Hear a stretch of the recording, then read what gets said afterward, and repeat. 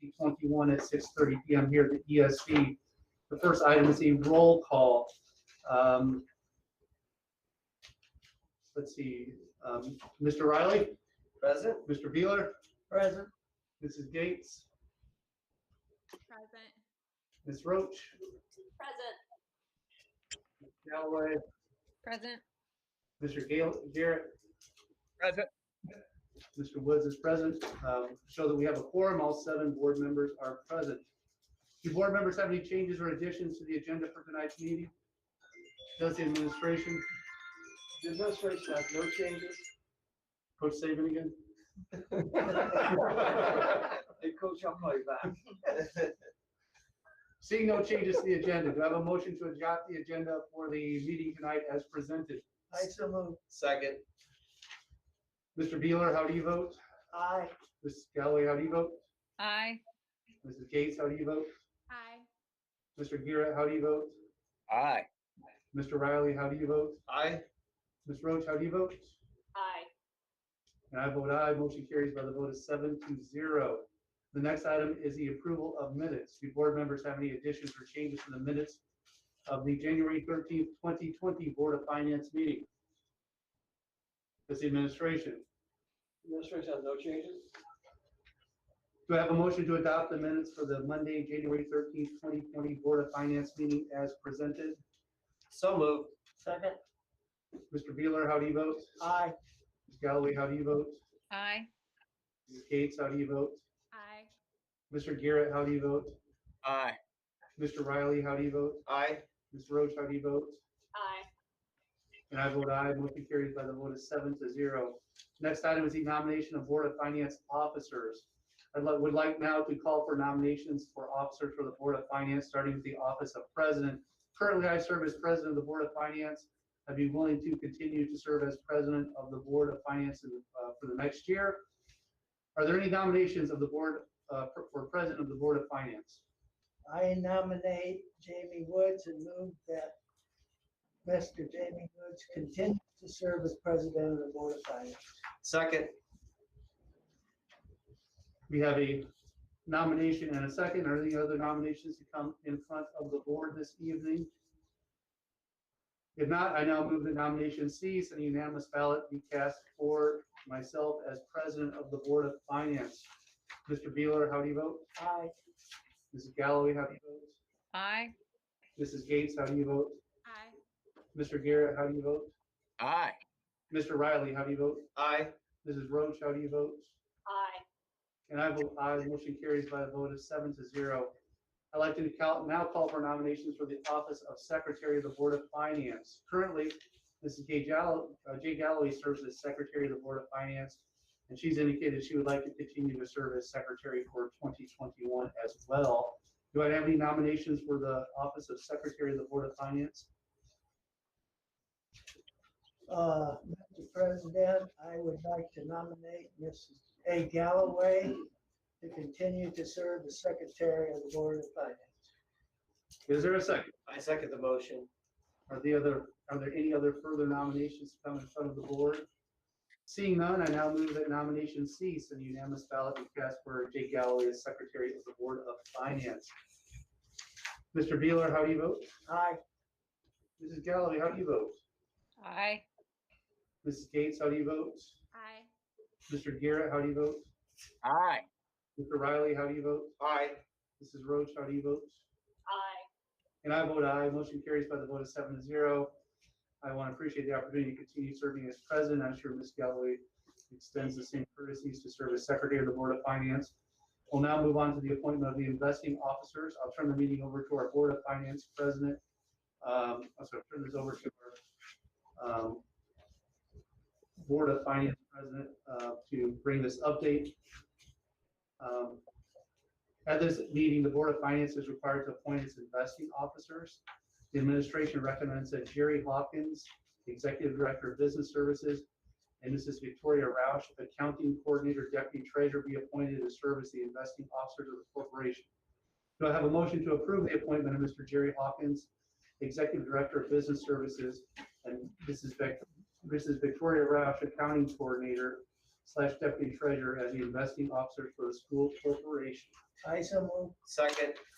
Are there any other further discussion? Seeing none, Mr. Bueller, how do you vote? Aye. Mrs. Galloway, how do you vote? Aye. Mrs. Gates, how do you vote? Aye. Mr. Garrett, how do you vote? Aye. Mr. Riley, how do you vote? Aye. Mrs. Roach, how do you vote? Aye. And I vote aye. Motion carries by the vote of 7-0. Thank you, Mr. Hopkins and Mrs. Roush, for your willingness to serve as investing officers for the school corporation. Now at this time, we're going to turn this over to Mr. Hawkins, who would like to present the 2020 investment report to the board. Thank you, Mr. Woods. I assume my presentation will be coming up so everyone can see it. I believe you would have received that in advance, and we'll go through some of the slides and try to explain it a little bit. This is a recommendation to present at the Board of Finance the fiscal indicators that were established by basically legislation and then put in as a responsibility for DUAB, which is Distressed Unit Appeals Board. So we'll go through those as soon as they come up, and certainly we'll be happy to answer any questions that you might have about them. Are there any questions for Mr. Hawkins at this time?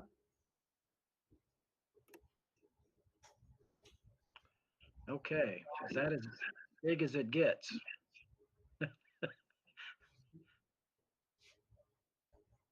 Okay, well, as I said, the fiscal indicators were established by a board as a part of DUAB, and it was established a few years ago. There are 7 members on the board.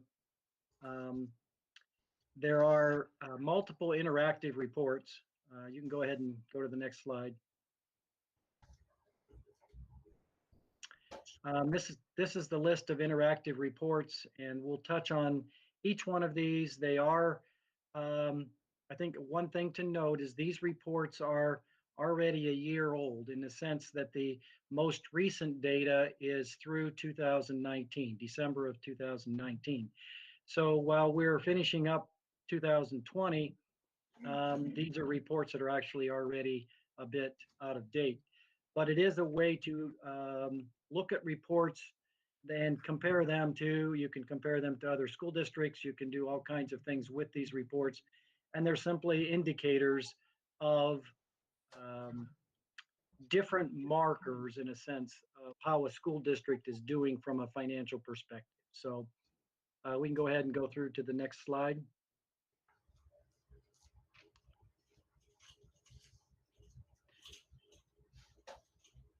So I am having a hard time seeing that. Let me see if I can make it bigger. Is it just me, or is it small for everybody? Well, that looks a good size. How's it looking on your end? All right, let me see here. Okay. So this basically goes through our ADM count, our student membership, and you can kind of see in the graph how the membership has grown or changed over the years. Then at the bottom, you see the chart that shows how our ADM count has changed, but then also some of the new factors where we had several years. There were 4 years in there where the spring count affected our finances. And then we had 2 years where they did not. And then we started up again where the spring count does impact our finances, our revenue that is generated by this count. One other thing to note is you will see that there are 10 students listed as virtual students. And while we have been promised that all of our students would be considered non-virtual, would be considered available for 100% of funding, we did have 10 students who came to us this year who were in a virtual setting last year. And because they were in virtual last year, they did not attend PHM, but they were in a virtual school. They came to PHM this year. we will only get 85% for those students because they were in a virtual setting in last school year. So I don't know if you'll notice that, but that is something that some people might have questions about. Okay, next slide.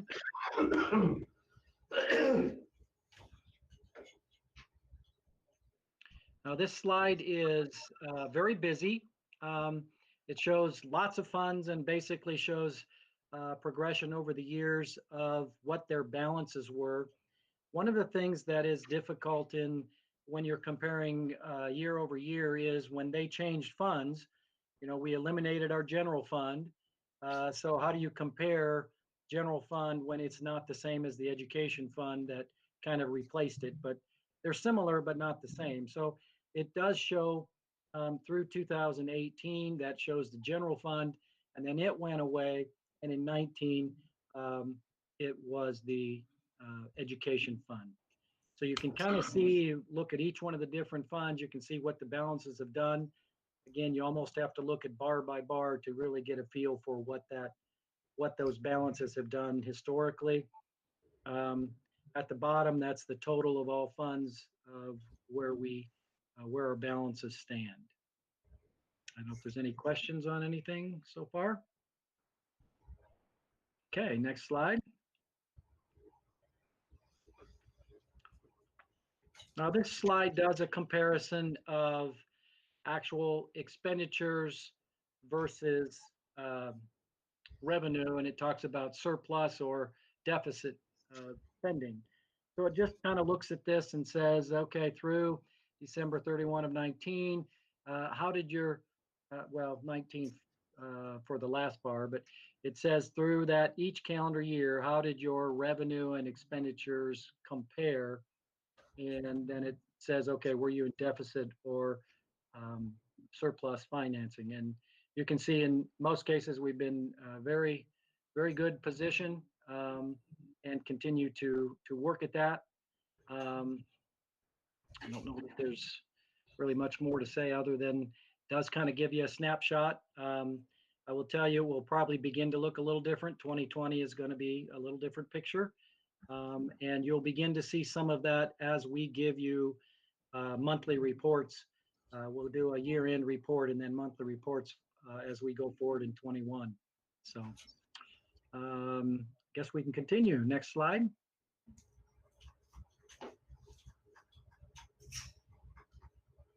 Now this graph shows the education fund, and it says, how is our balance doing as a percent of expenditure?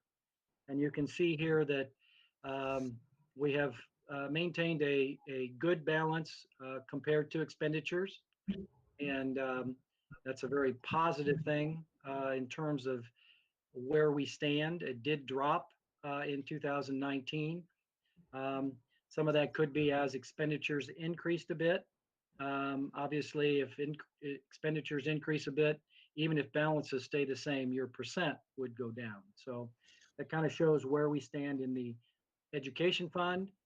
Now, the one thing to keep in mind is it tries to do a comparison of the education fund, even though it was general fund prior. So it's kind of it's difficult to do an exact comparison year over year when you, again, do not have the same funds and the same expenditures coming out of those funds. So, but that gives you a pretty good snapshot of where we are or where we were in 2019. Next slide. Now this slide does the same thing, except it includes the education fund, the operation fund, and the rainy day. And you can see that the percent is significantly higher. And that's largely due to the fact that, we were not spending much out of rainy day. So it's a balance that sets there. And so it shows a higher balance compared to expenditures. And so you can kind of get a feel for where we are, including all three of those funds. Next slide. Now this one takes a little bit to really decipher as well. It basically takes different sources of revenue and kind of puts them in this graph. And if you just kind of start at the bottom, and you can kind of see as it progresses where our revenue comes from as a school district.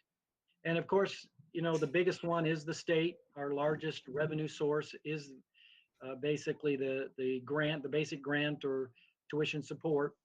That is by far our largest. And then other state funding is in that as well. But you can kind of get a feel for where revenue comes from in this chart. And yeah, it has some value, but yeah, not doesn't tell you a whole lot, but tells you a little bit. Next slide. This slide is probably my favorite slide, simply because it shows what we've done over the last few years in terms of the ability to maximize our return with our investments. I came in the fall of 17 and felt like we could do better, and we did. We are doing significantly better on our return, and you can see there that it has grown every year. Quite a while, but significantly more in the last 3 years. The green part of that bar graph is the construction money. We are required, when we have a general obligation bond or a lease, when that money is held with us, we must put the interest back into that fund. So while the interest is still earned, it is going back into those funds as opposed to the operation fund. So that's the difference between the blue and the green. Any questions on that? You guys are real easy tonight. Okay, last slide. Well, next to last. Basically, there's a selection of conclusion statements. And I mean, I'm sure you've all seen this. This is kind of a repeat of what I've already said. We are in excellent position, and we are able to weather the storm. And we don't know, the storm's not over yet. And when it comes to school revenue, honestly, we don't know what next summer is going to bring in terms of a new funding formula for schools. There's a lot of promises and things being said. We hope that that continues to be positive, and they will fund us. But we don't know yet. So we continue to be prepared for that as much as we can.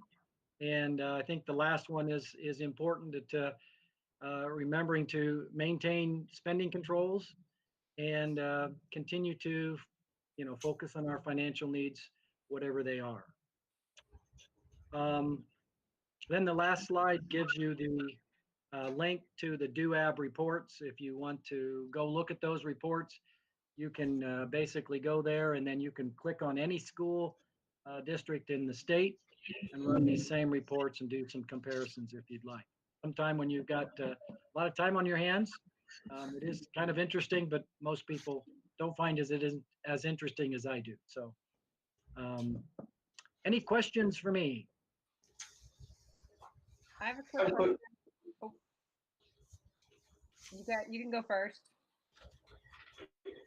My question is for Dr. Thacker. We do remember Dr. McKibben's recent report is our demographer, but any additional insights on how we lost 99 students in ADM since last academic year?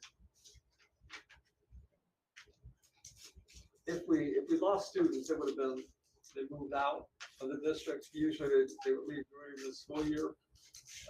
We've had, because we were keeping all the kids and graduating at one time. As far as with the, I think that's the end of the year, we do know that at the beginning of the year, as we start looking at a demographer's report, when Dr. McKibben was talking about some of the kindergarten students, younger students being kind of redshirted, but keeping them at home. We've had students who stayed at home this year. We've had students who rather coming to our school. So we have some people who have been homeschooled and they've elected some other options. And that's an anomaly. You know, Penn-Harris-Madison School Corporation is the crown jewel of the North. So people covet the opportunities to come to PHM. So we think that those things will be resolved, and we look forward to inviting them all back. Are there any other questions or comments relating to the report from Mr. Hawkins? I had just one quick question on slide 10, which is the interest earnings. Maybe you said this, but I just couldn't quite hear. Was the rainy day fund, why did it gain no interest this year? I mean, I know it's gotten lower than before, but We have the option to put interest in different funds, and we have chosen to put all interest earned into the operation fund as opposed to splitting it. okay. And that decision was made, I think the chart would show in 16 or 17, that decision was made, I think, before I came. And we continued that to just put it all into, all we can goes into the operation, and whatever's in construction must go into that construction fund. So it's not that it didn't earn any, it's just the earnings went through the general operations fund. Correct. Okay, gotcha. Thank you. Good question. Mr. Hawkins, this is Claire. I have a quick question and it might be better explained to me at a later point. But I'm trying to understand the principle from which we're earning the interest. That is coming from cash balances at the end of every year. Is that right? Well, we earn the interest monthly. Uh-huh. It's through an agreement with TCU. So a few years back, I was looking at developing an investment plan where we would do CDs or other options because the rates were better. Well, in further discussion with TCU, they agreed to give us a very good rate. It was good rate at the time. It's a phenomenal rate now. And that rate, we earn that every month, and that then is placed into that operation fund or construction fund. And it's based on our total cash in the bank, our total amount of money we have in the bank. So this is not a lump sum that's sort of like an endowment. This is our monthly cash in the bank. Okay, thank you. Correct. I think this is the part where Gary Fox used to remind us all that we are operating on 100 million plus operating budget, and that we should remember this for the rest of the year when we're squabbling over a $2,000 contract. So I didn't want to go a whole year without Gary's words, so. Are there any other questions or comments or statements from Gary Fox? Seeing none, thank you, Mr. Hawkins, for your presentation and the information this evening. Adjournment, is there a motion to adjourn the January 11th, 2021 Board of Finance meeting? So moved. For a second. Second. All those in favor, we're going to vote by acclamation. Please say aye. Aye. Hi. Opposed? None. Motion carries by a vote of 7-0. Meeting adjourned at 6:58 p.m. We're going to take 2 minutes to switch over the controls to the regular board meeting. Thank you.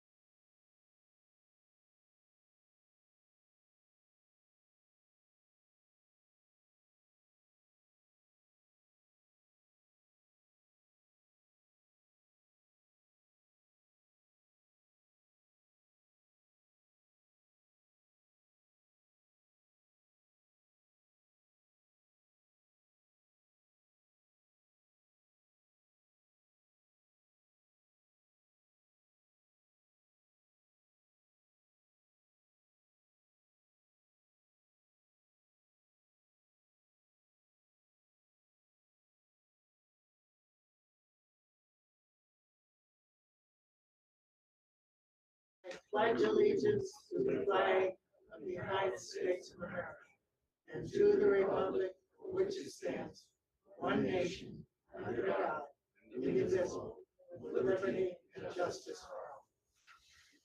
Thank you, Vice President Beeler. Welcome, everyone, to joining us for our first Board of School Trustees meeting for 2021. We'll call this meeting to order on January the 11th, 2021 at 7:02 p.m. I want to welcome everybody who's joined us here in the boardroom at the Educational Services Center. I also understand we have a number of visitors joining us via our web link and want to welcome you as well. Before we get started, we'll need to take a roll call because we have a number of school board members who are joining us virtually. So as I call your name, please indicate your participation in tonight's meeting by saying present. Mr. Beeler. Present. Mrs. Galloway. Present. Mrs. Gates.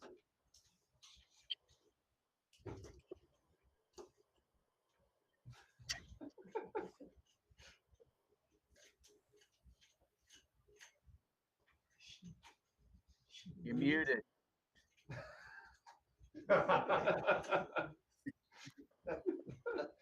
Present. I lost the screen, sorry. Mr. Garrett. Present. Ms. Roach. Present. Mr. Wood. Present, sir. I am Mr. Riley. I too am present. The first item on our agenda tonight is the oath of office. Per Board Policy 142.2 and Indiana Code 20-26-4-2, each newly elected, re-elected, appointed, or reappointed board member shall take an oath of office administered by a notary public or otherwise qualified person not less than 30 days after the beginning of the term of office to which he or she was elected or appointed. I'd like to thank Mr. John Rogers for individually administering the oath of office for Mr. Jamie Woods, Mr. Jim Garrett, and Ms. Claire Roach at the offices of May, Oberfell, and Lorber. On behalf of the school board, the administration, and the school community, I also like to take a very special moment and opportunity to welcome back Mr. Garrett and Mr. Woods to their re-elected 4-year term, and also a very special welcome to Ms. Roach for her inaugural term to our school board. Welcome all, and we're looking forward to working with each of you for another great year at Penn-Harris-Madison School Corporation. First order of business for tonight's meeting is the election of board officers for 2021. I'll now call for nominations for officers for 2021, starting with the office of president. Is there a nomination? I nominate Mr. Riley to serve as president of the Board of School Trustees. I second. I move that nomination cease and that a unanimous ballot therefore be cast for Mr. Chris Riley as president. Mr. Beeler, how do you vote? Aye. Mrs. Galloway, how do you vote? Aye. Mrs. Gates, how do you vote? Aye. Mr. Garrett, how do you vote?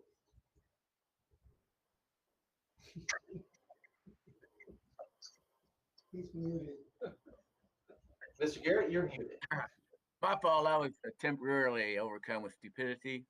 Aye. Ms. Roach, how do you vote? Aye. Mr. Woods, how do you vote? Aye. I too vote aye. Motion carries by a vote of 7-0. I now call for nominations for the office of vice president. Is there a nomination for the office of vice president? I nominate Mr. Larry Bueller to serve as vice president of the Board of School Trustees. Is there a second? Second. I move that the nomination cease and unanimous ballot be cast for Mr. Larry Beeler to serve as vice president. Mr. Beeler, how do you vote? Aye. Mrs. Galloway, how do you vote? Aye. Mrs. Gates, how do you vote? Aye. Mr. Garrett, how do you vote? Aye. Ms. Roach, how do you vote? Aye. Mr. Woods, how do you vote? Aye. I too vote aye. Motion carries by a vote of 7-0. Congratulations. Welcome back, Mr. Beeler, as our vice president. Now call for nominations for the office of secretary. Is there a nomination for the office of secretary? I nominate Angie Gates to serve as secretary. Is there a second? I second. Second. I move that the nomination cease. Unanimous ballot be cast for Mrs. Angie Gates as secretary of the Board of School Trustees. Mr. Beeler, how do you vote? Aye. Mrs. Galloway, how do you vote? Aye. Mrs. Gates, how do you vote? Aye. Mr. Garrett, how do you vote? Aye. Ms. Roach, how do you vote? Aye. Mr. Woods, how do you vote? Aye. I too vote aye. Motion carries by a vote of 7-0. Want to thank and congratulate Mrs. Gates on serving for another term as our school board secretary. These members will serve as board officers for 2021. Mr. Chris Riley is president, Mr. Larry Beeler is vice president, and Mrs. Angie Gates as secretary. Well, Mr. at Beeler. this time, we're going to recognize our past president. Mr. Riley, at this time, the board would like to recognize you for the service and leadership you have shown this past year as board president. It was a very trying year and you've done very well. We appreciate your dedication and hard work, and on behalf of the board, we would like to show you our gratitude by presenting you with this engraved gavel plaque. Give you an elbow.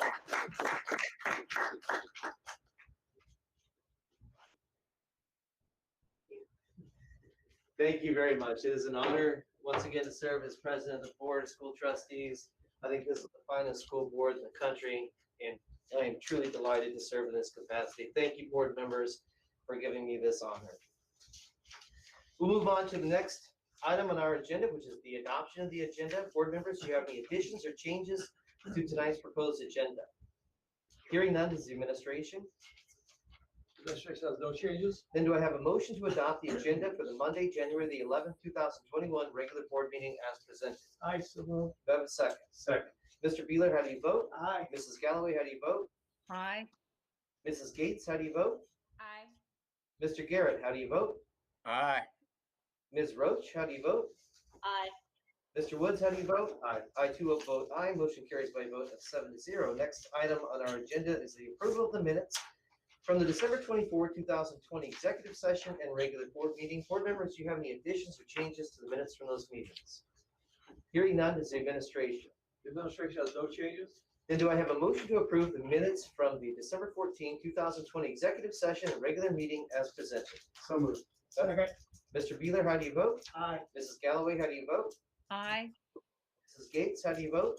Aye. Mr. Garrett, how do you vote? Aye. Ms. Roach, how do you vote? Aye. Mr. Woods, how do you vote? Aye. I too vote aye. Motion carries unanimously. We'll move on to the superintendent's recognitions and announcements. Dr. Thacker. Thank you, President Riley, and congratulations on being reelected. Congratulations to our officers, to our returning members, our new member, Mr. Roche, and I agree, it's the finest school board in the United States of America. So it's an honor to work with you. So as we start this very first board meeting of this year, it's my pleasure to introduce and welcome our outstanding board ambassador, who is a student at Penn High School, Manel Bush, to give an update report. Welcome. Happy New Year. Manel. Happy New Year. Good evening, everybody, members of the board, President Riley. Dr. Thacker, I just, a little disclaimer. I want to apologize for my camera quality. I've been told it looks a little bit funky, a little bit greenish, yellowish. I'm trying to figure out why. I have been having trouble with it for a while now, but that's why it looks like I'm underwater or whatever. So this evening I'm going to be sharing some athletic and academic highlights and a new project that Kingsman Court is working on currently. In athletic news, our Penn girls wrestling team won their 5th regional championship this Friday, and individual championships went to Heidi Salas and Mackenzie Conans. In academic news, two Penn students, Mackenzie Binion and Georgia Pogue, were named national winners in the FFA organization's Supervised Agricultural Experience Grant Program. Mackenzie is studying the nutritional needs of small reptilian companion animals, and Georgia is studying the effects of selection on the genetics of Hereford cattle. And both students will receive $1,000 to further their studies. So that's very exciting. The Penn Choir's Sounds of the Season concert had to be virtual this year, but their performance is available on YouTube, and I know you can find the link for that performance on Penn's main Twitter account. And on to Kingsman Court news. We've been working hard to find a way to help our community virtually. In the past, all of our fundraisers have been in person, so it's been a bit difficult. But we're working on a tentative restaurant give back fundraiser to raise money for COVID relief and protection, both in our area and in the larger area of national community. And we'll be reaching out to the rest of our student body for support as well. And along with our COVID fundraiser, we're still continuing our diversity, equity, and inclusion initiative alongside Mr. White, our new diversity officer. So we've been spreading awareness and information on various diversity events and cultural events throughout the year, and we're going to be continuing to do that and spreading information, sharing information with the rest of the student body and you all as well. And that's all for me tonight. Thank you. Thank you, Manal. It's always great to see you. I thought your virtual background was kind of cool. Maybe you just tell people it's just your virtual background. Maybe I will. Sounds like a good idea. Like mellow yellow. You know, I'm really glad that Manal brought up the Penn Choir Sounds of the Season. I hope everybody got a chance to watch that. It was just an amazing performance, a great testimony to what our teachers are doing to keep our students engaged and let them perform. What a wonderful performance. Thank you, President Riley. I'll share some more information. When we think about these virtual programs, and we have so many exciting things going on that Manal talked about, lots of things happening virtually. When you see the level of talent that we have, and they pull us off virtually, the teachers and the creativity working with the students and supporting with the parents, a great example of that triangle of success. I couldn't be prouder. Yeah, we have a lot of talent here. So thanks for highlighting that, Manal and Mr. Riley. As we go on to our spotlight, excellence happens here. Safety is our number one priority when we're dealing with anything in Penn-Harris-Madison. And this is winter, so when we're deciding to delay or close schools on bad weather days, we actually start the decision making very, very early. We make the decisions as early as 4 to 4:30 a.m. We have people out working and clearing the parking lots and such at 2:30 in the morning. Many times monitor the situation throughout the night and early morning because the weather changes a lot in this area. The decision must take into consideration early morning conditions as well as projections for the rest of the day. And because our district is 135 square miles, those conditions can vary greatly from north to south. So while the weather may not affect everyone in the district, the decision to delay or close school does. And last winter, PHM Communications Department, Mr. Joe Fratina, worked with our facilities, maintenance, and transportation departments, followed and documented their hard work so that we could demonstrate and explain to our staff and families everything that goes into our decision-making process. You're going to love this. It's fantastic. So let's see the video.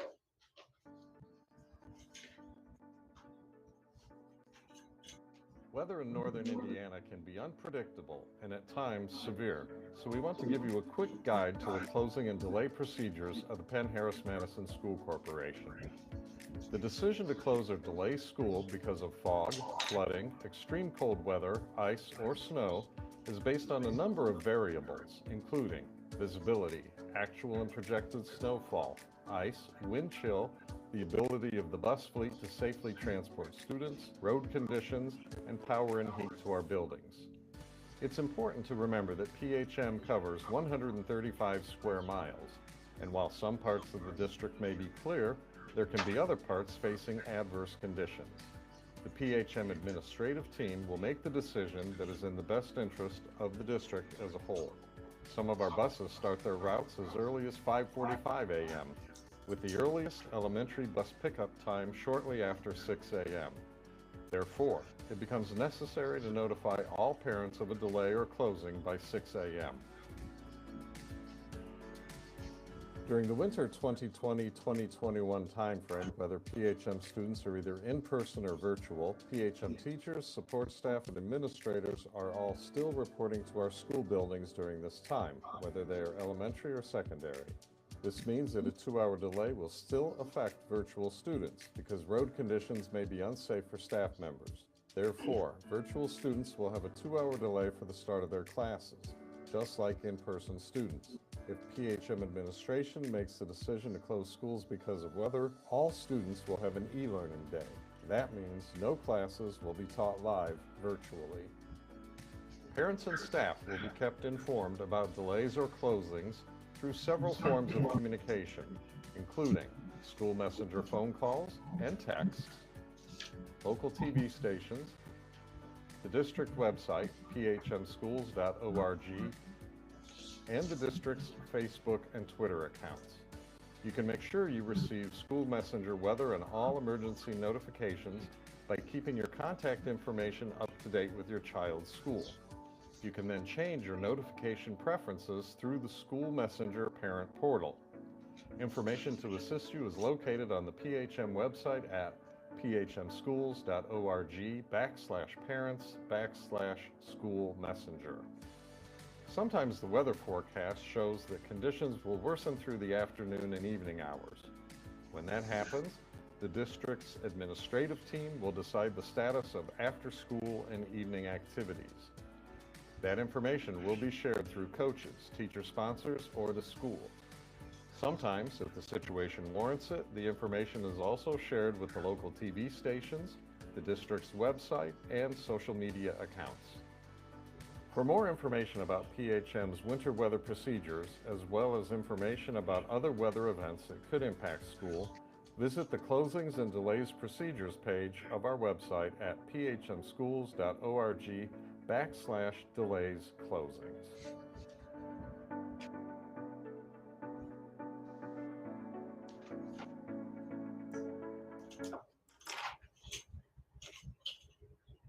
How many of you think you recognize that voice? That happened to be the voice of Penn High School sports journalism teacher, Mr. Kurt Rollo, who narrated the video. So a big thank you to Mr. Rollo, our administrative team, and all the departments that worked very hard to keep our district safe during this bad weather. Thank you, Dr. Thacker. Also, on behalf of the Board of School Trustees, I'd like to extend our appreciation to our employees in the Facilities Maintenance Department, Communications Department, Transportation Department, who get up awfully early in the morning in extremely uncomfortable circumstances to communicate with us, make hard decisions, and keep ultimately our students safe. So thank you, Dr. Thacker, for that presentation. Next up is our consent agenda. Dr. Thacker. Thank you, President Riley and Board of Trustees. The administration recommends approval of the 4 items appearing on the consent agenda. Appearing on the personnel report under classified staff is the retirement of Toby Personette, custodian of Mary Frank Elementary School, who retired December 11th, 2020, following 9 years of service. On behalf of the board administration, we wish Toby the very best in her retirement. Board members, any questions regarding tonight's consent agenda? If not, do I have a motion to approve the January 11, 2021 consent agenda as presented by Dr. Thacker? I so move. Second. Mr. Beeler, how do you vote? Aye. Mrs. Galloway, how do you vote? Aye. Mrs. Gates, how do you vote? Aye. Mr. Garrett, how do you vote? Aye. Ms. Roach, how do you vote? Aye. Mr. Woods, how do you vote? Aye. I too vote aye. Motion carries unanimously. We'll move on to our next agenda item, which is going to be a return to learn update from the administration. Before I turn this over to Dr. Thacker, I will note we do have one parent in attendance tonight who has asked to address the board on this particular agenda topic. At the conclusion of the administration's presentation on return to learn, I'll turn the floor over to that parent for 3 minutes to address the board. Dr. Thacker. Thank you, President Riley and Board of Trustees, and welcome everyone. And we're really excited about this opportunity to return students to school. As I shared with you in November, it was our goal to bring middle and high school students back to school on a hybrid model beginning Tuesday, January 19th. And that was pending the St. Joe County Department of Health guidance. The last week, the PHM administration discussed secondary students return to school with the St. Joseph County Department of Health. And I'm so happy to share that the health department supports our middle and high school students returning to the hybrid model on Tuesday, January 19th. The St. Joe County Department of Health cites a number of reasons why they're in support of this return of students from grade 6 through grade 12, returning to a blend of in-person and virtual learning. Okay, it is in the best interest of students' academic success and social and emotional well-being to receive face-to-face instruction, and as well as safety is allowed through this pandemic. The 100% virtual learning is taking a toll on families, in particular working family households. Therefore, it's in the best interest of individual families and the economic impact on the community. Now, when I say 100% virtual, that doesn't take a toll on everyone. People have a choice of being in virtual or in hybrid. Many families that wanted to be in the hybrid could not be, and they indicated taking a toll on them. So the PHM number of student and staff COVID cases reported to us are trending downwards. In fact, last Friday, we had no student tested positive, had a positive case on Friday. That's how we closed last week out. So we're delighted with that. There's not a significant or serious problem with COVID spread in schools or even workplace settings.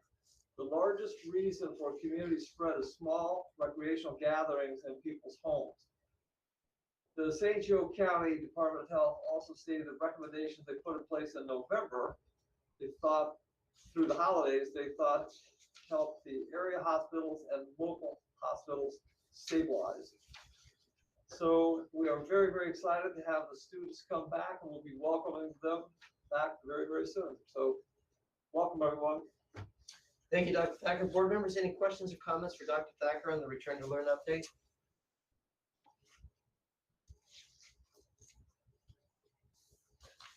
As I mentioned, we did have one parent who asked to address the board on this particular agenda topic. I'll now turn the floor over to Mrs. Christy Hall. Hi, come on up. Never been fun. No problem. Before you get started, let me read this brief paragraph. Anyone wishing to address the board on general topics is invited to do so without registering. A time limit of 3 minutes shall be enforced for persons wishing to speak during the hearing of visitors. It is requested that you state your name and address at the beginning of your comments. Individuals may speak only once. As per board policy 167.3, personnel issues cannot be addressed during open sessions of the board. Concerns about individual employees of the district should be brought to the superintendent or his designee, and the board does not respond to questions or comments posed during the hearing of visitors. So, with all that behind us, Mrs. Hall, how are you tonight? You're Doing well. You have 3 minutes to address the board. All right, thank you. My name is Christy Hull, and my address is 11070 Birch Lake Drive, Granger, and 46530. My family and I relocated here from Arizona 2 years ago. We were told by numerous people that we had to be in the PHM district. They said it was the very best. So we picked a house specifically to be in this district. We intended for our 6 kids to be attending PHM schools. But to say it's been a disappointment is an understatement. Our kids have not been in school full time for 10 months. 10 months. 10 months of not having normal, adequate, in-person, and real educational experiences. Now we are fully aware of how amazing our teachers are. They have made many adjustments to the different types of teachings they have been required to give. And I can only imagine how difficult it has been for them and the toll it has taken. I'm truly grateful for their efforts, but no one can deny that in-person learning is the best type of learning for both students and teachers. When asked at the beginning of the year if parents wanted to have their student have in-person learning, over 70% of the parents said yes. Why were we asked if we weren't going to be listened to? Every time I have called the district to ask, no one has had an answer for when they will return to full person learning. I have talked to and emailed principals, teachers, counselors, and they all say the same thing. It's out of their control. I have 6 kids, 5 of which are school-age children. How many children do you guys have attending the PHM schools? I have pulled 3 of my kids this year because I couldn't get answers to my questions. And as much as I really hate it, I will pull my other 2 to do what's best for them if needed. For years, people have said, doctors have said, professionals have said, get your kids off screens. I can't take my kids to any doctor appointment without being questioned and asked how many hours of screen time my kids have per day. Screen time is directly related to increased depression, anxiety, and suicide. In a recent study, it showed that kids who spent 5 hours or more on devices, including a phone or laptop. Ma'am, you have 25 seconds.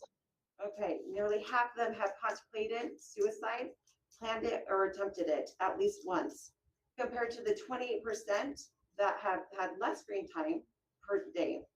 The results could not be more clear. Teens need more time not in front of a screen, not more time in front of a screen. Just last week, you guys sent out a 3 minutes are up. Is your last name Hall or Hull? Hull, Hull. I wrote it down wrong. Mrs. Hull, thank you very much for addressing the board. We appreciate your input. We'll move on to our next item on the agenda, which is the request to purchase and replace 2 service vehicles. Dr. Thacker. Thank you, President Riley and Board of Trustees. Mr. Aaron Linsky, our Chief Operating Officer, is going to cover this item. Yeah, thank you, Dr. Thacker. Good evening, President Riley, members of the board. The administration is respectfully requesting your approval to purchase and replace 2 maintenance service vehicles. The administration solicited and received 3 quotes from local dealerships based on our identified specifications. We're recommending the Dodge Ram ProMaster 2500 159 high roof van from Lock Money Motors at a cost of $43,086 each for a total purchase price of $86,172. I do want to note this recommendation reflects an increased cost of $172 above the lowest quote per vehicle. The Dodge Ram has an advantage of a front-wheel drive, longer wheelbase, lower deck height for easier access by staff. The estimated production delivery time is July of 2021 due to high demand. I'd be happy to answer any questions you may have. Board members, any questions or comments for Mr. Linsky? Are these the first service vans that we're purchasing? The answer would be no. We have other service vans that we utilize for either technology or for food service, but these will be the first utilized for the maintenance department. Other questions or comments? Hearing none, do I have a motion to approve the purchase of 2 maintenance service vehicles in the amount of $43,086 each from Lock Mondi as presented? I so move to approve as the lowest and most responsive bids. Recognize Mr. Woods with the motion and Mr. Beeler with the second. Mr. Beeler, how do you vote? Aye. Mrs. Galloway, how do you vote? Aye. Mrs. Gates, how do you vote? Aye. Mr. Garrett, how do you vote? Aye. Ms. Roach, how do you vote? Aye. Mr. Woods, how do you vote? Aye. I too vote aye. Motion carries unanimously by a vote of 7-0. Thank you very much, Mr. Linsky. We'll move on to our next business action item, which is approval of resolution regarding additional leave due to COVID-19 pandemic. Dr. Thacker. Thank you, President Riley, Board of Trustees. School Board Attorney, Mr. Jeff Johnson, will present for us a resolution regarding additional leave due to the COVID-19 pandemic. Mr. Johnson? Thank you, Dr. Thacker and President Riley. Congratulations on your re-election, and the board's in really good hands with you at the helm. Thank you. I appreciate that. Last summer, the board passed a resolution providing additional paid leave for PHM employees, both full-time and part-time, if they were unable to perform their duties under certain circumstances relating to COVID-19. This additional paid leave resolution expired as of December 31st, 2020, and the resolution that's before the board this evening extends the additional paid leave for PHM employees through June 30th, 2021. This resolution before you tonight is the same resolution that was passed last summer with the same provisions, only extending to June 30, 2021. By way of summary, It provides an additional 80 hours of paid leave for full-time employees, and part-time employees would be entitled to the average number of hours worked over a 2-week period. Board members, any questions or comments? Hearing none, do I have a motion to approve the resolution regarding additional leave due to the COVID-19 pandemic as presented? Second. Mr. Beeler, how do you vote? Aye. Mrs. Galloway, how do you vote? Aye. Mrs. Gates, how do you vote?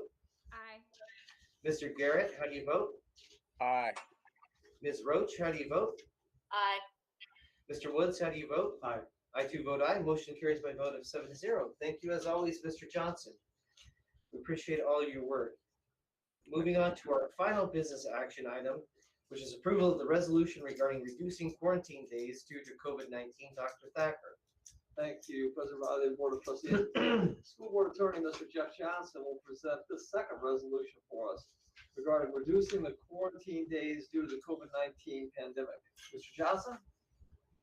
Thank you, Dr. Thacker, President Riley, and members of the board. One of the administrative rules, resolutions that PHM has adopted during this pandemic is the Return to Learn District Overview and Staff Return to Work Plan.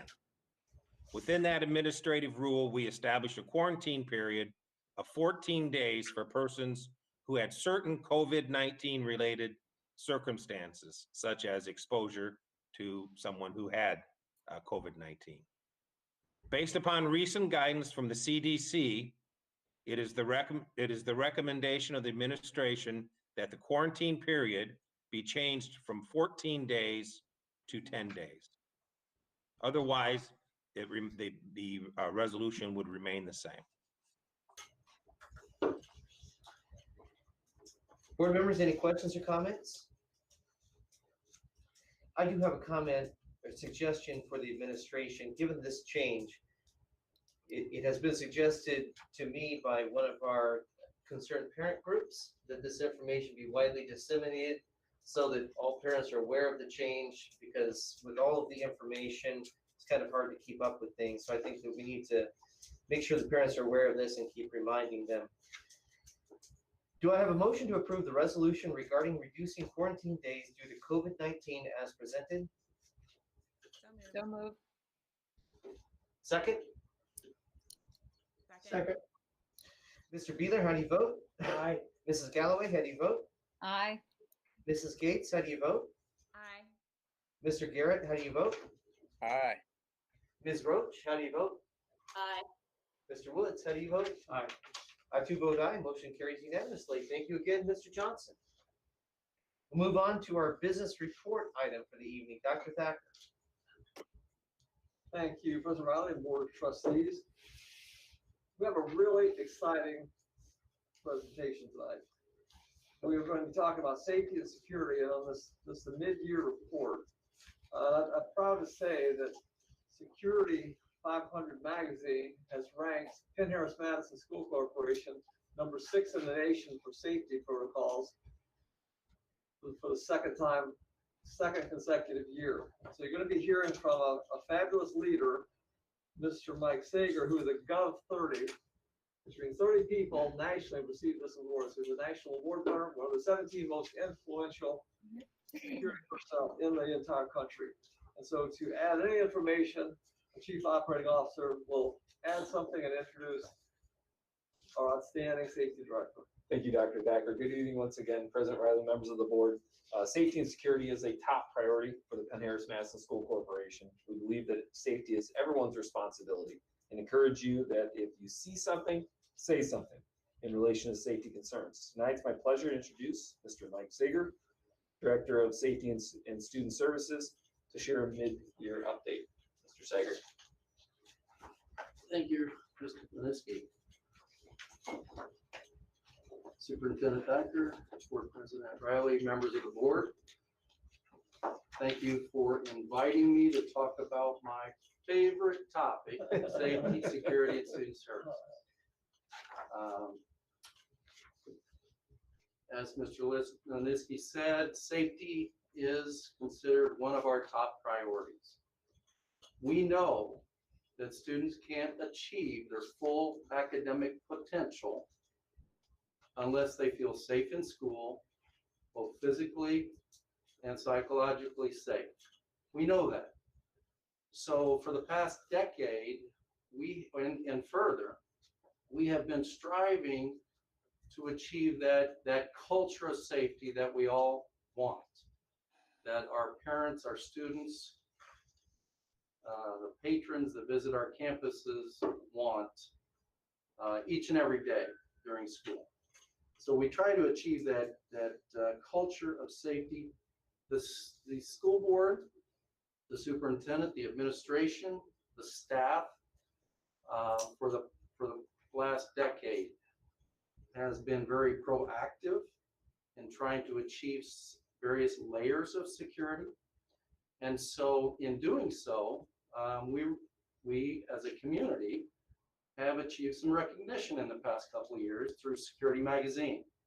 And I'm thankful that we are recognized, but we also know that it's a house of cards. Things can change very quickly.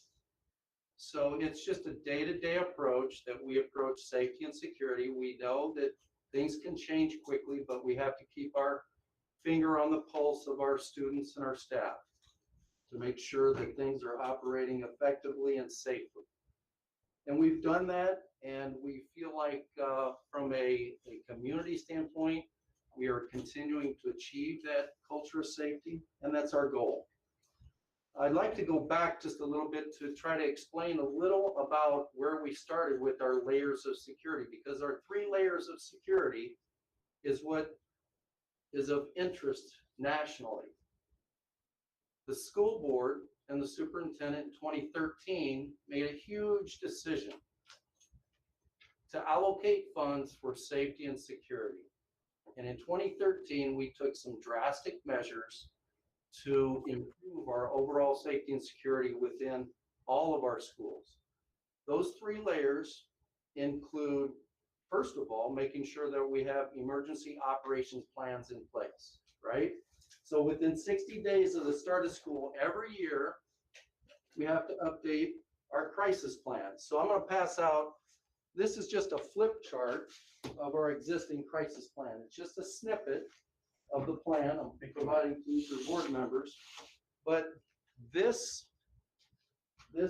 plan or this pamphlet is in every classroom within our school corporation. Every classroom has an emergency go bag, and inside that go bag it has various emergency items. And you'll find if you go in a classroom, one of these flip charts is in that emergency bag. So that's where we start, making sure we have a plan, making sure that we continue to plan events if they occur. The first layer of security focuses on our entranceways in all of our schools.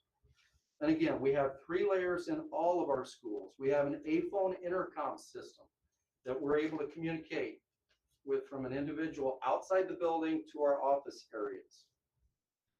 We have 3M security film on all of our windows internally and externally throughout our school corporation. In 2013, the board, the superintendent made the decision to put it both internally and externally. We have a double locked entry at all of our entrance doors, meaning that when we accept a visitor, they're buzzed in the first door, they're evaluated again. If there's any concern, then they're locked into the vestibule. Otherwise, if it's somebody we know, they're there for a valid reason, we buzz them in a second door into the office. We also have panic buttons. These panic buttons are in various areas of our school. They're remote buttons and carried by key individuals throughout our schools. These buttons, when pressed, contact the 911 center and the police. It's a duress signal. Police will immediately come thinking there's trouble. But it not only contacts the police department, for a response, it closes our second layer of security, which is our security corridors. This is something different than any other school that I'm aware of. When we press those remote buttons, we have select doors, we call them security doors, within all of our schools that will immediately close and lock, locking off our learning communities. So that's our second layer. That is tied into our Honeywell security system, which I'll talk about in just a few minutes. Not only that, but when that button's pressed, the 911 center has video access to our school corporation in emergency matters only. So we have an agreement that they're to use that in emergency matters, but if we have the police responding to a panic situation, the 911 center can remote in, provide feedback to the police officer that's first responding as to where that location is and perhaps what's taking place inside the office or school. We have close to 430 cameras throughout our school corporation and our schools. The third layer of security is in 2013, the decision was made to put thumb latches or deadbolts in all of our classrooms. If you recall back then, 10 of our 11 elementary schools were the open concept design. We had curtains for doors. We had portable walls for the classrooms. In one summer in 2013, we changed all that. We put solid walls, we put solid doors, and we put thumb latches on every elementary school and middle school that needed it. A huge undertaking. So that is our 3 layers of security. And that's the national attention that it generated back in 2013 that carries us on and has really assisted us in being a top K-12 school. Again, I don't know that I want to be the safest school in America because I don't want that target, but we are number 6 in K-12 and I'll take that. Nonetheless, it's all about building a culture of safety. And that's what we continue to try to do day in and day out. Moving on, so what else is important with safety? Safety training is critical. So we work with Gibson Insurance on our global liability coverage as well as risk management. So I partner with risk management and we provide in-service training on a yearly basis or on an as-needed basis. Depending on the safety concerns we have, we target those concerns to try to reduce our accidents, both staff and students throughout the school corporation. We also utilize a application or an online service called Public School Works. Public School Works is out of Cincinnati, and we utilize the online training to deliver that training content that might be needed for the IHSAA, the Department of Education, OSHA training. There are specific requirements that we have to meet. It's either we do it in the classroom or we do it after school, or we deliver this content through the online training aspect, which has been extremely favorable. I know it's difficult because it takes time, but we target that training to our certified staff, to our classified staff. Whatever training needs to take place, we provide that online, and it seems to be working fairly effectively. We also have radio communication throughout the school district. Every classroom, with the exception of Penn High School because of the size, has a radio in their classroom. Most recently, we have been replacing the older models and those that are no longer working with radios that are digital capable. Right now, we're operating on an analog system, but we're positioning ourselves in the next 2 to 3 years to flip that switch and go digital with our radio communications. So that is our plan going forward. We began that this year and we'll continue that process. We also put in a radio bridge, working with high-tech SMR. Radio bridge meaning that a radio can be used to make PA announcements. That's critical because you can now remotely make PA announcements if the principal isn't in his office, if the assistant principal is out on the playground and he sees a threat. So you can make a PA announcement with your radios, and we program those radios for key individuals within the schools. School Messenger is our mass communication platform. That's what we use to send out messages from a safety standpoint. It really has many capabilities, all the way down to the classroom level. But for safety and security purposes, we use School Messenger for safety measures such as school closings, 2-hour delays, and quite honestly, most recently, the COVID-19 communications that seem to be weekly, I think. But it's an extremely effective tool, and one in which is a main factor of our layers of security and communication. The Safe School Helpline is our confidential helpline reporting. It's a third-party security service. They have an individual that answers the phone 24 hours a day. The public, the students, the staff, all use this service. Again, it's confidential. They communicate, and then that information comes directly to me, unless it's suicidal ideations. Then I get a phone call in the middle of the night, or Aaron gets a phone call, or Randy Williams. We have a certain individuals that are there to respond to those situations, and we make sure that student is attended to immediately for those types of situations. Anything life-threatening or otherwise are responded immediately.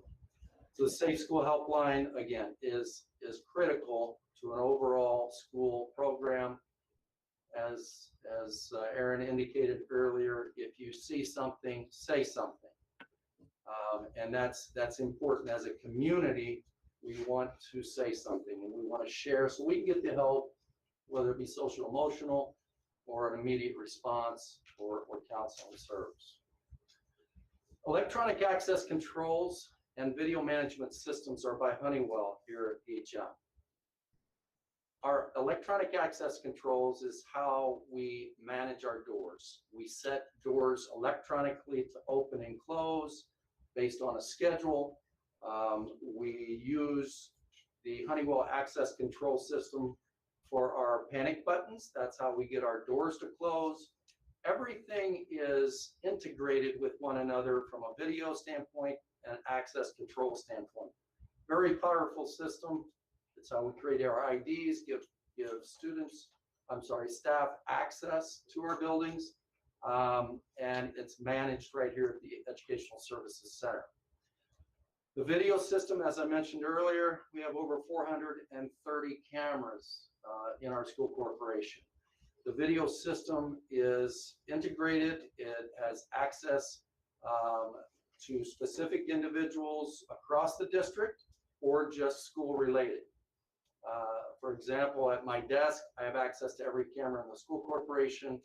We also have a security center at Penn High School that has access to all the cameras to help us monitor those cameras and activities on a real-time basis.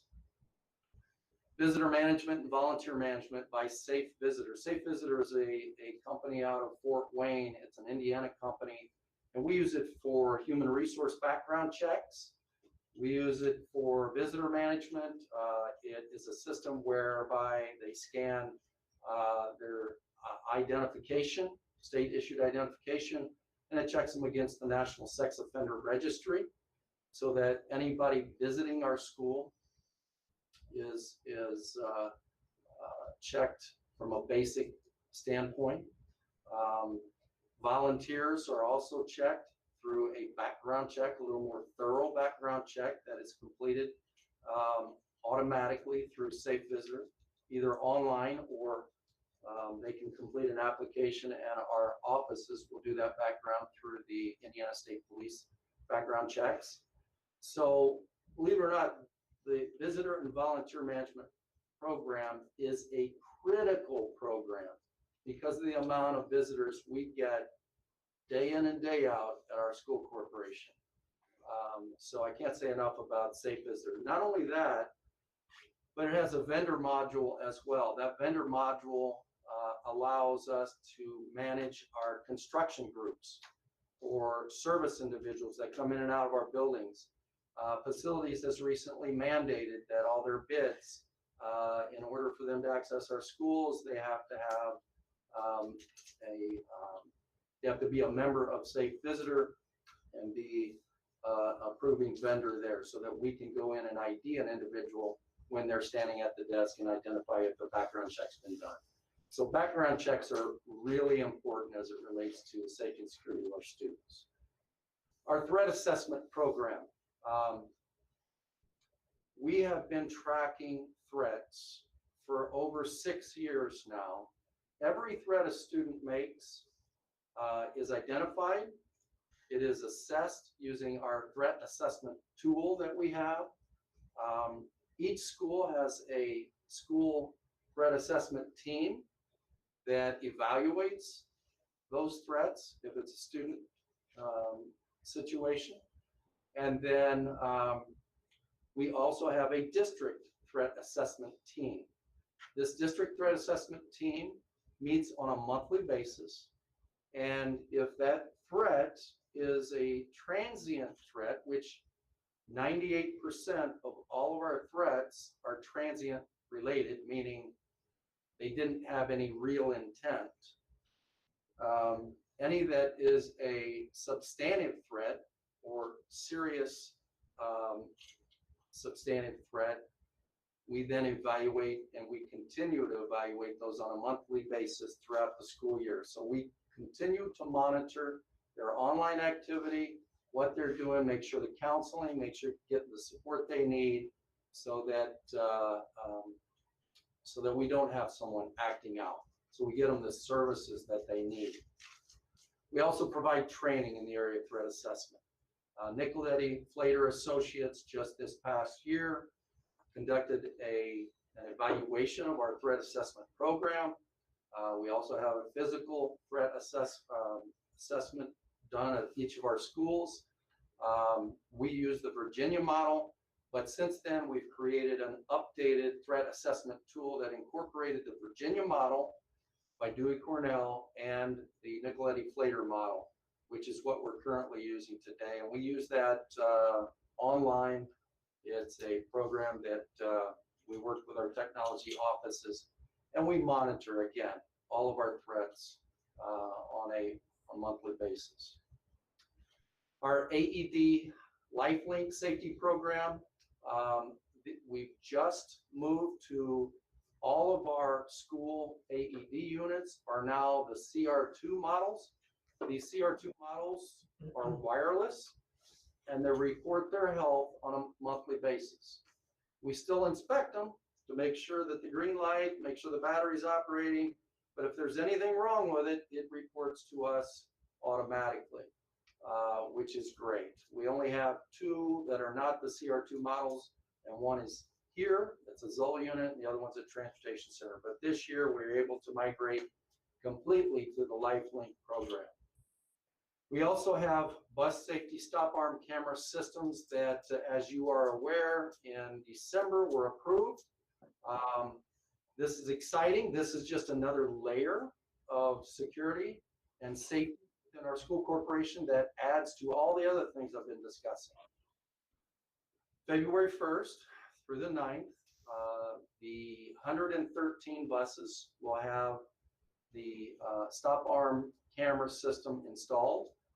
The old Angel Track system will be removed, and we'll be operating full-fledged with cameras that are available to catch license plates, facial features, what have you, of any stop arm violations that occur in our millions of miles that we drive.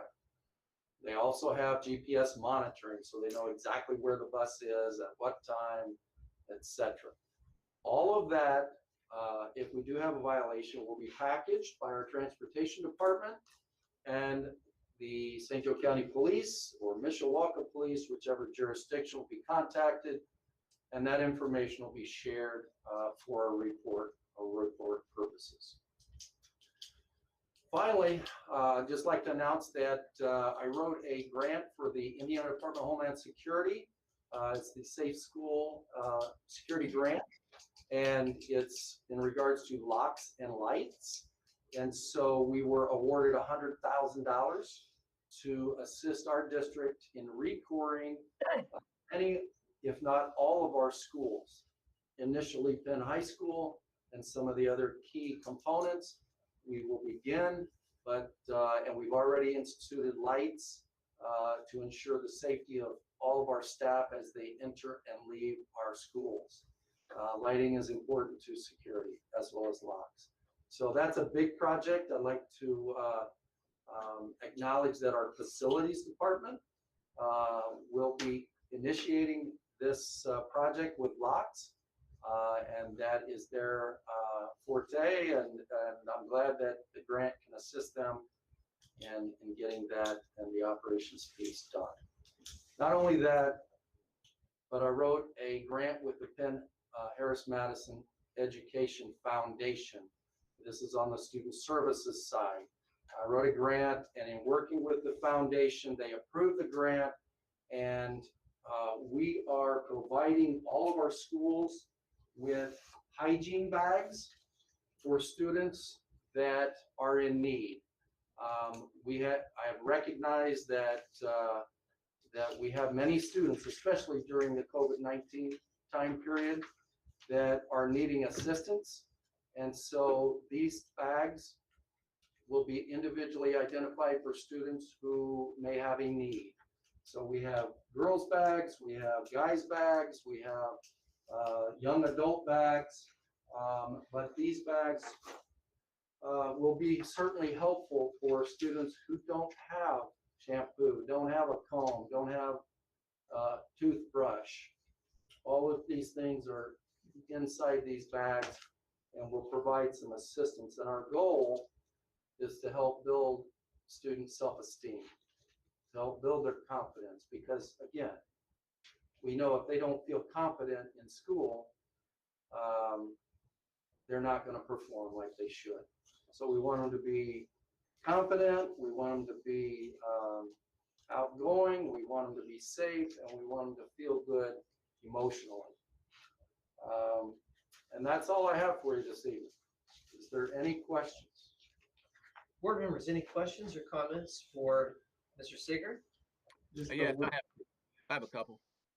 The work of the corporation since Newtown in December 2012 has been such a great thing as it relates to safety and security, and really the commitment of the board we made to, we had other areas we were looking to spend some money, but we responded and decided to allocate resources for student safety. And Mike's only mentioned, he mentioned a lot of things, but there's still, I made a list of a half dozen other things, like bullet resistant 3M coating on all our ground levels here in PHM, having posting active shooter drills, better signage at the school corporation. We, after Newtown worked with safety and security consultant, we made other physical planning grounds changes to make them less attractive to incidents of violence happening on them. We adopted a drug amnesty policy for students that might find themselves in a potentially dangerous situation. So it's great work you've been doing, Mike, you and your team. Thank you. Thank you, Mr. Woods. Mr. Garrett? Yes, I wanted to reiterate that. I think that Mike's done a great job with, especially with this 3 layers approach to get the recognition he's gotten nationally. It's awesome for you and for our corporation. I know in the past you had done some work with drones, and I was wondering if you still had a drone program or if you'd expanded on that at all, making it a 4th layer maybe of security for us. Well, you are correct. We still have the drones and we use the drones, but the program that it was geared for was an educational program with Penn High School. they were able, the goal was to utilize a drone to run a pattern on campus, autonomously dock in a docking station, charge itself, and then go up and run a pattern again, streaming that video into our live Honeywell system. So we worked with Honeywell. Some of their vice presidents even came to visit and worked with our students that year. Unfortunately, by the end of the year, they weren't able to get it completed in its entirety, but they were able to run a pattern. They were able to stream video. They were even able to build a robot that would remove the battery. It was a battery issue that we had. Remove the battery from one drone and put it in. So they built an automated robotic arm to do that. And they demonstrated it right here to our district safe school committee. So they were able to that year, which I think was 2018. The next year, they took upon themselves to continue the program, but we didn't get it to a point where it's stable to stream the video, but I'm still working on it. Great. Well, I thought that was a great idea, so I hope that you're able to move forward with that. If I could just ask one other thing, I just want to make a notation here that I'm familiar with the Safe Visitor. I was involved with it a little bit at the fitness center when I was involved there a little bit. And it's a great program. It does a great job, and I hope we're able to continue that and use it even more. I don't know, at the time, I don't think you were using it in the pool for open swim, but as we go back to opening the school up and bringing people back and maybe having open swim and that sort of thing, do you think you'll be using the Safe Visitor in the pool area? You know, especially, you know, that's where you get a lot of perverts and pedophiles want to locate down there more than anywhere else. Does that make sense? Is that something we'll be looking at? Well, let's hope they stay off campus. Right. Well, that's why we don't want them. We don't want them here. That's for sure. Yeah. So we've already have that in place. Great. We've already purchased a laptop for that purpose. We were ready to roll with it last spring, but then COVID hit. So it's in a holding pattern at the moment, but we do have that in place to initiate. That's great. I've got something else I was concerned about. And one last thing on the school helpline, who runs that, or who participates there, and how do I volunteer? Or do you volunteer for that? I mean, how can we get people to volunteer for that program? No, it's a contracted piece that we contract out, and it's owned by Security Voice. Security Voice provides a call center, and so they staff it. It's not anything that's voluntary. It is a 24-hour operation, and they do a nice job communicating when they get something that is critical in nature. Also, I thought maybe if you could volunteer might be a good way to give back to the community and help kids out. So, but thanks for your information. I appreciate that. You're welcome. Thank you, Mr. Garrett. Any other questions or comments for Mr. Sigger? Yes, I have two. Mr. Sager, this is Claire Roach. Thank you for your thorough presentation. And I think I speak on behalf of all the families of students served by Penn-Harris-Madison. Thank you for your clearly extensive work to keep them safe. I do have two questions related to the threat assessment program. You mentioned that you've created a hybrid of multiple models. I caught the Virginia. I believe you said Cornell, as in Cornell University. No, Dewey Cornell was one. Cornell and Harris, they're the ones who created the Virginia model. Got it. So they created the Virginia model, and then Nicoletti Flater Associates. John Nicoletti is a forensic psychologist who visited us last fall and visited each of our schools to assess our threat assessment program. And he's highly renowned, worked with NATO, the FBI, etc. We were really happy to bring him on board. And then he did some training with our administrative staff last year after his evaluation. We have all that available to you if you'd like.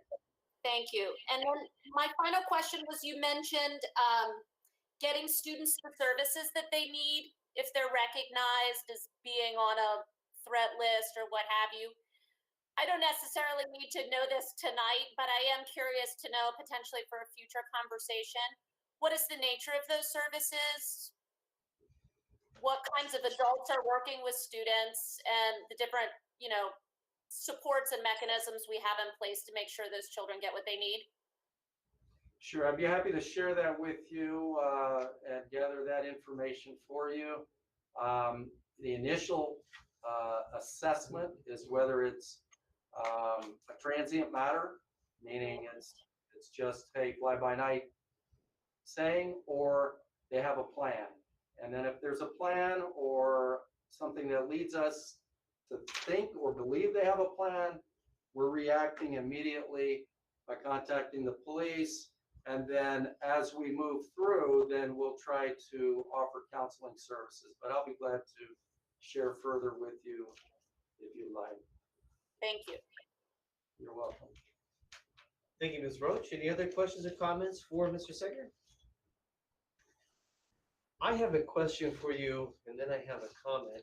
My question involves the Emergency Preparedness Manual, which is an absolutely outstanding summary of information that our educators would need in a moment's, in a crisis moment. Obviously, to be able to find the information that they need, they would have to have some orientation as the manual, and even broader scope, the protocols that are just summarized in the manual. Can you talk for a moment about the training that our teachers receive on an annual basis, what kind of training they're getting, how often they're getting it? Sure.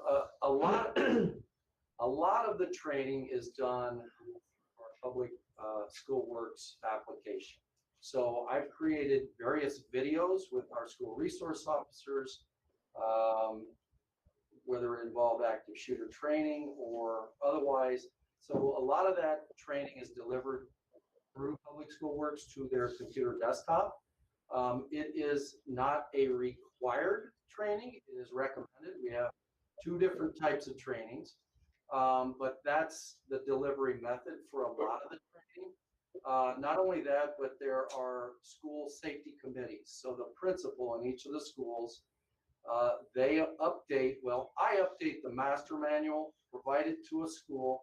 The school then adds in their components, their individuals or school-specific information. And then the school principal through the safety committee would then practice through drills. We're required to do so many drills, whether it be a fire drill, a storm drill, a shelter-in-place drill, a lockdown drill, an earthquake drill. So they learn by doing the drills and providing those digital formats of the full manual as well as the short version in their classroom. Terrific. Thank you. My comment for you is just, wow. Just a simply outstanding presentation, which culminates a better portion of a decade of outstanding commitment and work for safety on your part. From the 3 layers of security that you talked about to the number of initiatives that Mr. Woods addressed, even to the point where you have thought so carefully as to make sure that our students in need have hygiene bags because we value their emotional health, their mental health, knowing that the mental and emotional health is part of safety too. And I know Dr. Sears has been doing an outstanding job on that. I see Mr. White making sure that all of our students feel like they're in a healthy environment. All of this is meant to make sure that our students can learn in a safe atmosphere. And Mr. Seger, can't tell you how much on behalf of the board, we appreciate all the efforts that you have put into making us the 6th safest school district in the nation, which is an outstanding accomplishment. And we know that it is in large part due to your efforts and your thoughtfulness. Thank you so much for your presentation tonight. Thank you. We'll move on to our next agenda item, which is reaffirmation of the board compact. As our first item under board reports and requests, we will consider reaffirmation of board governance compact. Governance compact was originally adopted on June 26, 2000. It's an important document that sets forth the intentions of the Board of School Trustees, the Penn-Harris-Madison School Corporation. Through the reaffirmation of this document, members of the Board of School Trustees commit themselves to the governance responsibilities and goals. Board compact has been distributed to all the school board members and has previously been signed. Do I have a motion to approve the reaffirmation of the governance compact for the Penn-Harris-Madison Board of School Trustees? Mr. Riley, I'm going to vote in favor of this evening because it's a good document. It's been around since I've been on the board. I do think the last time we revisited it in detail was 2014. Just like we were, after an event happened like Newtown, we were reactionary and implemented best practices as to safety.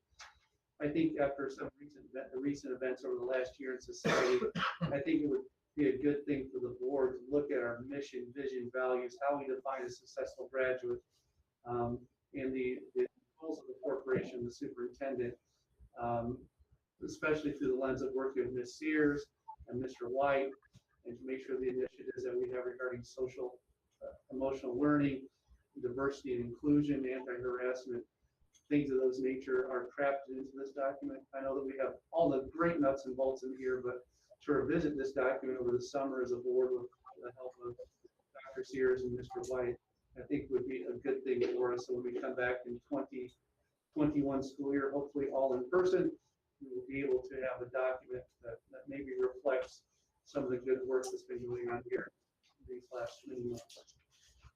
Thank you, Ms. Woods. That's a great suggestion. Dr. Thacker and I will put that on the agenda for the board to consider. Do I have a motion to approve the reaffirmation of the governance compacts for Penn-Harris-Madison Board of School Trustees?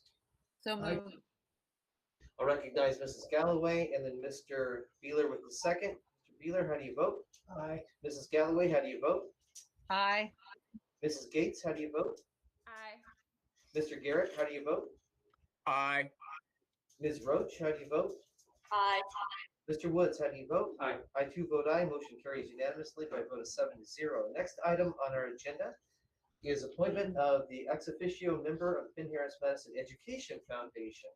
Under the board reports request this evening, the board has one appointment that needs to be filled. The appointment of the ex-officio member of the Penn-Harris-Madison Education Foundation. This position is currently vacant as the expiration of Mr. Gary Fox's term of office as a member of the Board of School Trustees on December the 31st, 2020. Mr. Jamie Woods has indicated his interest to serve in this position with the Education Foundation. I enthusiastically move to appoint Mr. Jamie Woods as the ex-officio member of the Penn-Harris-Madison Education Foundation. Do I have a second? Second.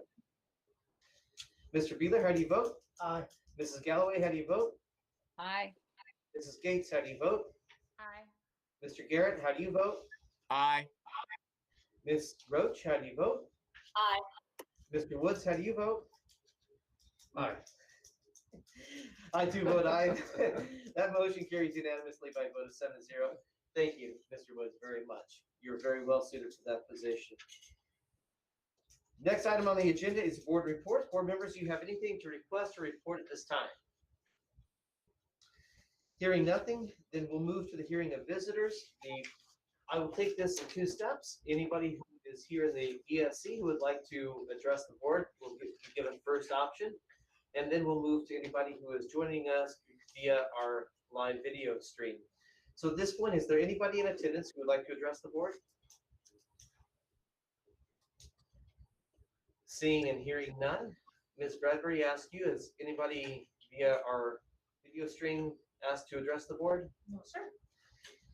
Fair enough, then we'll move on to announcements. Monday, January the 19th, 2021 is a recess day for Penn-Harris-Madison School Corporation. There will be no school.